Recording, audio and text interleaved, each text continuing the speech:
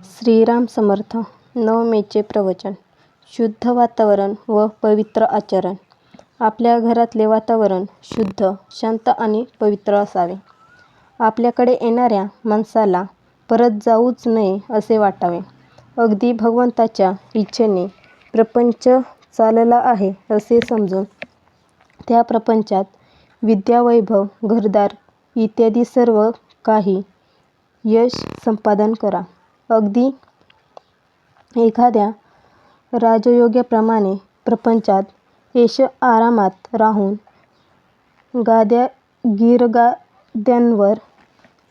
गाद्यागिर्द्यांवर लोळा, पण हे करीत असताना तुमचे अंतःकरण मात्र भगवंताच्या प्रेमाने ओथंबलेले राहू द्या. कोणाशी वाद घालीत बसू नका. जगाचा मान फार घातक आहे. त्याची चटक लागली की मनुष्य त्याच्या मागे लागतो. नंतर मान मिळविण्याची कृती थांबते आणि मानही नाहीसा होतो. जगातले अजिंक्य पुरुषसुद्धा कुठेतरी विषयात गुंतलेले असतात. तिथे त्यांचा घात होतो. जगाला ते भारी असतील, पण त्या विषयापुढे त्यांचे काहीच चालत नाही. प्रेमात गुंतू नका, तसे द्वेषमत्सरातही गुंतू नका. दोन्ही सारखेच घातक आहेत. आपला प्रिय नातेवाईक मेला आणि आपण ज्याच्यावर दावा लावला आहे तो भाऊबंद मेला. दोघेही मेल्याचे सूतक सारखेच. त्याचप्रमाणे मनुष्य प्रेमाने गुंतला काय आणि द्वेषाने गुंतला काय, नुकसान सारखेच होते. भगवंताचा विसर हा कोणत्याही कारणाने झाला तरी बरा नाही.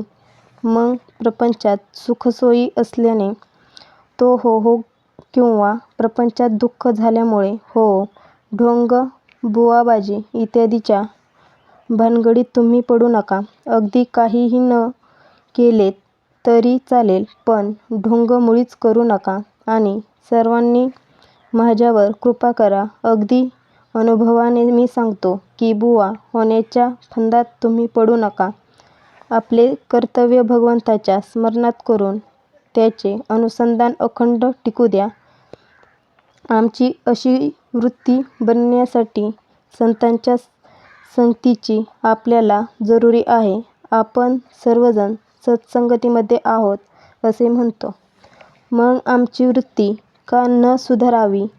तर संतांना ज्याची आवड आहे ते आम्ही धरले नाही, म्हणून आमची वृत्ती सुधारत नाही.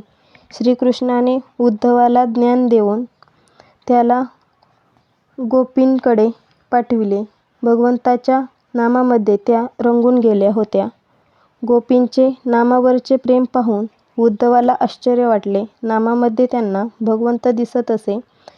ते पाहून उद्धवाने देवाला सांगितले, देवा, तू मला ज्ञान दिलेस खरे, पण तुझ्या भक्तीचे प्रेम त्याहून श्रेष्ठ आहे, ते तू मला दे.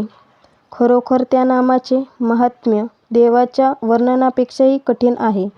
तुम्ही सर्वजण इथे आला आहात. इथून रामाजवळून काही मागून न्यायचेच असेल तर त्या नामाचे प्रेम तुम्ही सर्वांनी मागा.